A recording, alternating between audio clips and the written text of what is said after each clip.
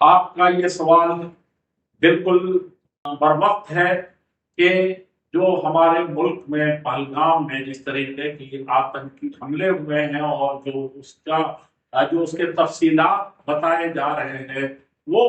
انسانیت سوچ ہے، اسلام کی تعلیم کے بالکل برعکس ہے، اور انسانیت ہی نہیں ہے، اسلام تو بڑی ایک درجہ مزیت اور فضیلت کی چیز ہے، اور اسلام تو صرف اور صلح و آشتی کا مسئلہ ہے۔ اب وہ کسی نے بھی کیا ہو، دنیا میں آتنکیوں کا کوئی مذہب نہیں، کوئی دھرم نہیں، کوئی ملک نہیں، ہر جگہ آتنکی ہو سکتے ہیں، لیکن جس طریقے سے پاکستان کے بارے میں یہ باتیں آ رہی ہیں اور اس کی بنیاد پر جنگ چھڑ گئی ہے، تو یہ بہت بدترین معاملہ ہے جو ہمارے سامنے آیا ہے۔ اس طرح کی کارروائی کی جتنا بھی نندا کی جائے، جتنا بھی مذمت کیا جائے، وہ کم ہے، کیونکہ ایک انسان کا قتل ساری انسانیت کا قتل ہے، قرآن میں لکھا ہے۔ ایک انسان کو بچانا ساری دنیا کو بچانے کے مترادف ہے۔ اب یہ کوئی ملک کرتا ہے تو یہ بہت زیادہ افسوس کا مقام ہے، اور اس کی جتنی بھی مذمت کی جائے کم ہے۔ رہ گیا ہمارا ملک ہندوستان، اور یہاں گنگا جمنی تہذیب ہے، میں یہاں کسی بھی طریقے سے امن، یہاں کے لوگ امن کے ساتھ رہنا چاہتے ہیں، کوئی بھی اس میں اگر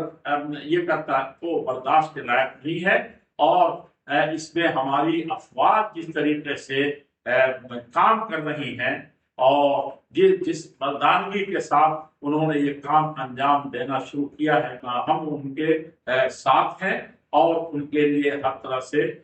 ہم ان کی ہمت افزائی کرتے ہیں اور یکجہتی کا ثبوت فراہم کرتے ہیں۔ اور جو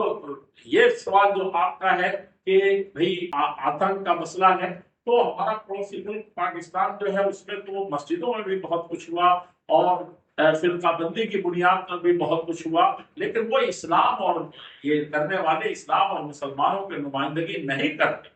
کبھی بھی، اور اس کو اسلام سے جوڑنا انتہائی درجے خطرناک بات ہے، بلکہ اسی طرح کا ایک دوسرا آتنکواد ہے۔ تو ہم اس کی بھرپور نندا کرتے ہیں، چاہے دنیا میں کہیں